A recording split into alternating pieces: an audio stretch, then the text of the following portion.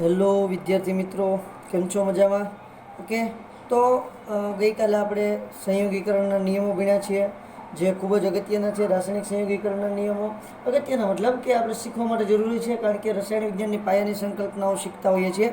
એટલા માટે આજે આપણે વાત કરવાની છે ડાલ્ટનની. બરાબર છે. ગઈકાલે પણ આપણે ડાલ્ટનની વાત કરી હતી, પરંતુ ડાલ્ટનની વાત એટલી બધી ઇફેક્ટિવ ગઈકાલે રહી નહોતી, કારણ કે મેઇન આપણે એવોગેડ્રો જોતા હતા અને એના પરથી આપણે ડાલ્ટનની વાત વચ્ચે આવી હતી તો જોઈ હતી. બરાબર. આજે આપણે જોવાનું છે ડાલ્ટનનો પરમાણ્વીય સિદ્ધાંત.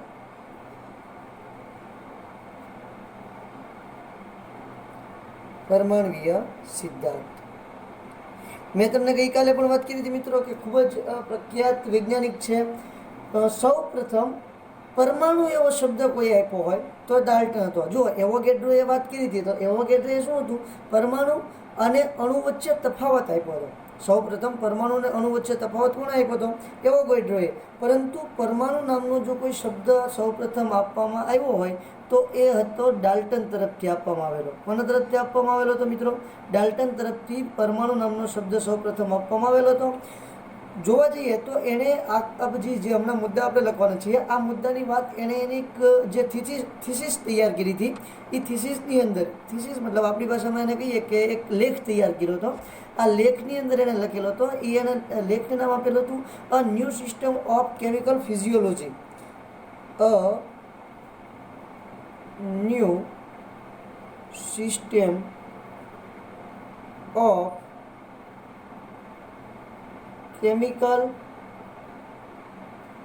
ફિલોસોફી. ફિઝિયોલોજી નહીં, ફિલોસોફી. અને એને અમારે ગયા વર્ષે આવતું અ new system of chemical journal એવી રીતે તૈયાર કરેલું હતું જૂના સિલેબસની અંદર, પરંતુ નવા સિલેબસની અંદર આપ્યું છે a new system of chemical philosophy. એની અંદર એણે રજૂ કર્યું હતું. લગભગ 1808ની સાલમાં એણે આ વાત કરેલી હતી. બરાબર. જે ડાલ્ટનની વાત હતી એ 1808માં થયેલી. એવોગેડ્રોની 1811 આજુબાજુ વાત થયેલી છે. બરાબર. તો ડાલ્ટને આવું પહેલેથી કહી દીધેલું હતું કે ભાઈ તમારું જે પરમાણુ છે ને એના વિશેની જે આખી માહિતી છે કે અવિભાજ્ય છે અને જે કંઈ માહિતી છે એણે પહેલાં કહી દીધી હતી. પછી એવોગેડ્રોએ રજૂઆત કરીને તો ઘડીકમાં એની રજૂઆત કોઈ માયની નહોતી. જોઈએ આપણે ડાલ્ટને શું શું રજૂઆત કરી હતી, એ રજૂઆતના મુદ્દા આપણે અહીંયા રજૂ કરીએ. તો ડાલ્ટને સૌપ્રથમ એણે રજૂઆતમાં એવું કીધું હતું, પહેલી રજૂઆત, કે દ્રવ્ય અવિભાજ્ય પરમાણુનું બનેલું છે. દ્રવ્ય અવિભાજ્ય પરમાણુઓનો બનેલ છે. કહેવાનો મતલબ એવું કે દ્રવ્ય જે છે એ અવિભાજ્ય પરમાણુનો બનેલો છે. મતલબ એણે એવું કીધું કે પરમાણુનું વિભાજન કરી શકાતું નથી, પરમાણુ અવિભાજ્ય છે. આવી વાત ડાલ્ટને કીધેલી છે. જોકે પછીથી આ વાત ખોટી પડી હતી, કારણ આપણને એ ખબર છે કે પરમાણુની વાત થઈ ગઈ પછી જ્યારે પ્રોટોન, ન્યુટ્રોન અને ઇલેક્ટ્રોનની શોધ થઈ ત્યારે ખબર પડી કે પરમાણુનું તો વિભાજન કરી શકાય છે પ્રોટોન, ન્યુટ્રોન અને ઇલેક્ટ્રોનમાં. પણ એણે પહેલાં એવું કીધું હતું કે પરમાણુ અવિભાજ્ય છે. સૌ પ્રથમ પરમાણુ શબ્દ જ કોણે આપ્યો છે? ડાલ્ટને. અને એણે એવું પણ કીધું છે પરમાણુ અવિભાજ્ય છે. જોકે પછી વાત કેવી નીવડી હતી? ખોટી સાબિત થઈ હતી. બીજું, આપેલ તત્વના બધા જ પરમાણુઓ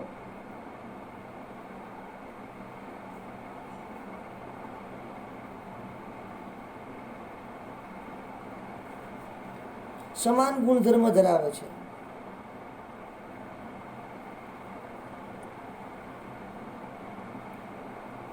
આપેલ તત્વના બધા જ પરમાણુઓ સમાન ગુણધર્મ ધરાવે છે. કે આ વાત પર પછી એની ખોટી સાબિત થઈ.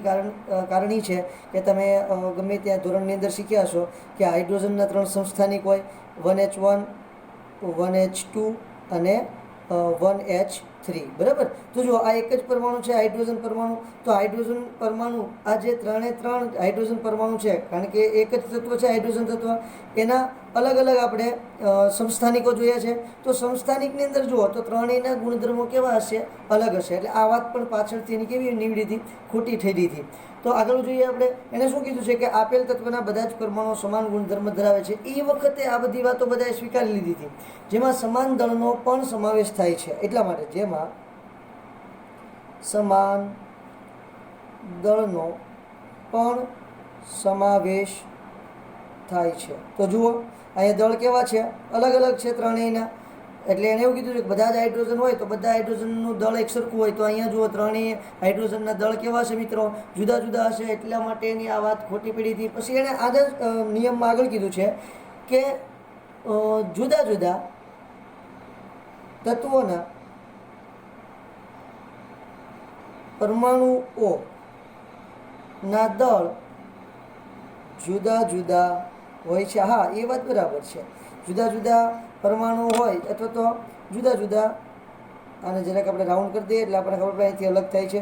જુદા જુદા તત્વના પરમાણુઓના દળ જુદા જુદા હોય તો એ વાત એકદમ ક્લિયર છે. હાઇડ્રોજન તત્વ છે, ઓક્સિજન તત્વ છે, તો જુઓ હાઇડ્રોજન તત્વનું સામાન્ય રીતે દળ આપણે કેટલું લેતા હોઈએ છીએ, 1 AMU, અને ઓક્સિજનનું દળ સામાન્ય રીતે લેતા હોઈએ છીએ 16 AMU. એટલે જુદા જુદા તત્વ છે તો એના દળ જુદા જુદા હોય, એ વાત સાચી હતી. જો કે આપણે સાચા ખોટાની અહીંયા સાબિતી નથી કરતા, આપણે તો માત્ર ડાલ્ટનના જે નિયમો છે આ નિયમોનો જ અભ્યાસ કરવાનો છે. સાચા ખોટા એ તો પછી પાછળથી શોધ થઈ એના આધારે નક્કી થયું છે, બરાબર. એટલે એની કોઈ આપણે ડિસ્કશન કરતા નથી કે આમાંથી કેટલા નિયમ સાચા છે અને કેટલા ખોટા છે તે. ત્રીજો નિયમ, જ્યારે જુદા જુદા તત્વના પરમાણુઓ જુદા જુદા તત્વના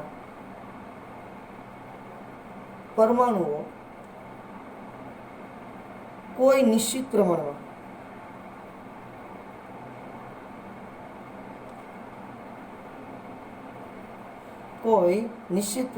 જોડાય છે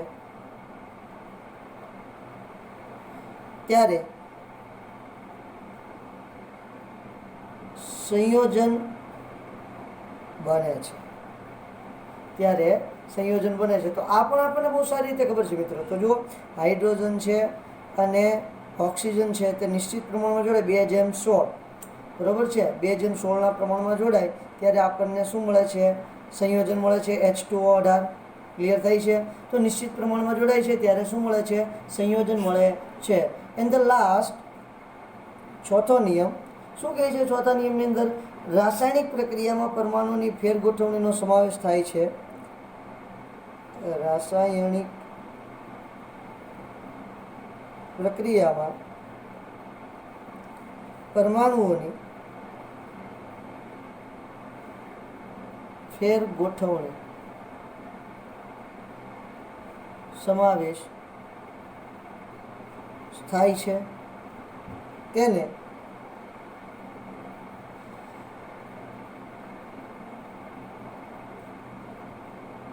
તેને રાસાયણિક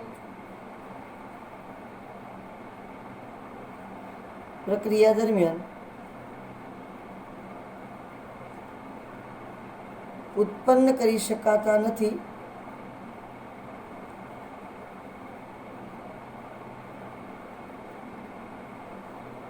કે નાશ કરી શકાતો નથી. બરાબર છે. આ ટોટલ 4 નિયમ, તો આ તો બરાબર છે ને. આ તો આપણે દળ સંચયના નિયમમાં ભણી ગયા છીએ સારી રીતે કે કોઈ પણ પરમાણુ છે તેનો નાશ કરી શકાતો નથી કે તેને ઉત્પન્ન કરી શકાતા નથી, એની વાત તો આપણે બહુ સારી રીતે કરી છે. ક્લિયર થાય છે મિત્રો? ઓકે, વેલ. હવે આપણે આગળ વધવાનું છે. તો આગળ એક સરસ મજાની વાત આવે છે. વાત કરવી છે આપણે પરમાણવીય અને આણવીય દળની. શેની વાત કરવી છે? પરમાણવીય અને આણવીય દળની. તમે જોવા જશો ને તો પરમાણુના અણુ વિશે કંઈક ખ્યાલ આવ્યા પછી હવે અહીંયા આપણને એક સરસ મજાના પરમાણવીય અને આણવીય દળનો અભ્યાસ કરવાની ઈચ્છા થાય છે. હવે જો આ નિયમ છે, આ ધારણાઓ છે એ પછીથી ખોટી હતી એ વાત બરાબર છે, પરંતુ આ વાતને માની અને એ સમયની અંદર બહુ બધા સંશોધનો થયા હતા અને મોટાભાગના સંશોધનો સાચા પણ રહ્યા હતા. બરાબર છે. હવે એના આધારે જ પછી પરમાણવીય દળ અને આણવીય દળની આ બધી વાતો ઉત્પન્ન થઈ હતી. તો અહીંયા આપણે જોઈએ છીએ પરમાણવીય અને આણવીય દળ.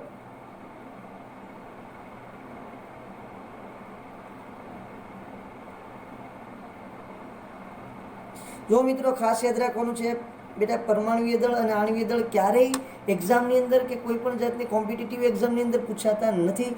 કારણ કે તમને ક્યારેય એવું ના પૂછે કે આનો પરમાણુ દળ કઈ રીતે શોધાય, કોઈ પણ પરમાણુનો આણ્વીય દળ કઈ રીતે, પરમાણુ દળ કઈ રીતે શોધાય, તેની કોઈ માહિતી કોઈ જગ્યાએ માંગતું નથી. પરંતુ આપણને ખ્યાલ હોવો જરૂરી છે. આપણે ઘણા બધા ન્યુમેરિકલ્સ જોવાના છે, મોલ કન્સેપ્ટ આની અંદર શીખવાનો છે, મોલની વાતો કરવાની છે, આપણે ટકાવાર પ્રમાણ જોવાનું છે. તો એના આધારે તમને બધો ખ્યાલ હોવો જોઈએ. બાકી ક્યારેય એક્ઝામની અંદર આવું તમને પૂછાશે નહીં કે નહીં આમાંથી ક્યારે આ ટાઈપને MCQ પૂછાય. તો સૌપ્રથમ આપણે લઈએ છીએ પરમાણુય દળ. બીજા પેજ ઉપર સૌપ્રથમ જોઈએ આપણે પરમાણુય દળ શું કહે છે મિત્રો. પરમાણુય દળ તો જો પરમાણુ એટલે બહુ જ નાનો ઊંચો કણ થાય કે જેનું દળ એમ આપણે એક્ઝેક્ટ માપવું ખૂબ જ અઘરું થઈ જાય, કારણ કે એવી રીતે આપણે માપી પણ ન શકીએ. કોઈ પણ વજન કાંટો એવો નથી કે જેની અંદર પરમાણુય દળ માપી શકાય. જોકે હાલમાં આધુનિક સમયમાં એવી પદ્ધતિ છે દળ સ્પેક્ટ્રોમીટી, બરોબર છે. દળ સ્પેક્ટ્રોમીટી નામની પદ્ધતિની મદદથી તમે પરમાણુય દળ માપી શકો.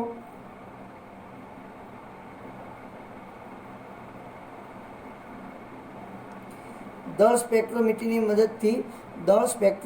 મદદથી તમે આધુનિક સમયમાં પરમાણુ દળ માપી શકો. પણ પહેલાંના સમયમાં વૈજ્ઞાનિક શું કરતા, 19મી સદીની અંદર 19મી સદીમાં વૈજ્ઞાનિકો જે છે એ એકબીજાની સાપેક્ષ પરમાણુ દળ માપતા. સમજો કે ભાઈ હાઇડ્રોજન છે તો હાઇડ્રોજનનું પરમાણુ દળ એક ધારી લીધું, કોઈ પણ જાતના એકમ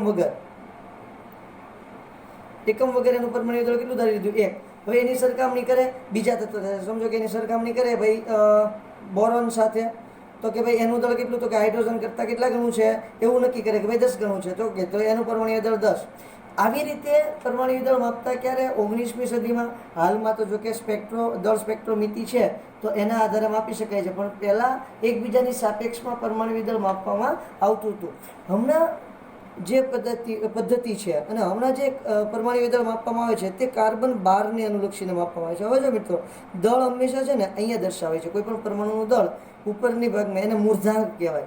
શું કહેવાય, મૂર્ધાંક. ઉપરની સાઈડ છે એને મૂર્ધાંક કહેવાય.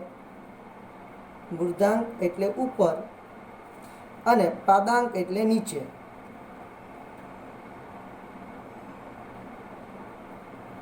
બરોબર છે. હવે અહીંયા આમ લખું C12, તો મૂર્ધાંકમાં 12 અને પાદાંકમાં કેટલા થાય 6. અહીંયા 6 લખી નાખું. પાદાંકમાં 6, મૂર્ધાંકમાં 12, તો એને બોલાય 6 કાર્બન 12. એને શું બોલશું, 6 કાર્બન 12. આવી રીતે ઓળખવામાં આવે. હવે હાલના સમયમાં જે વૈજ્ઞાનિકો જે રીતે દળ શોધે છે તો એની માટે કાર્બન 12ને પ્રમાણિત ગણી નાખ્યું છે. બરોબર છે. કાર્બન 12 છે એને પ્રમાણિત ગણવામાં આવ્યું છે અને તેને 12 પરમાણુય દળ એકમ એવું નામ આપવાનું છે. કાર્બન છે જે કાર્બન 12 C12 એને પ્રમાણિત ગણવામાં આવે છે.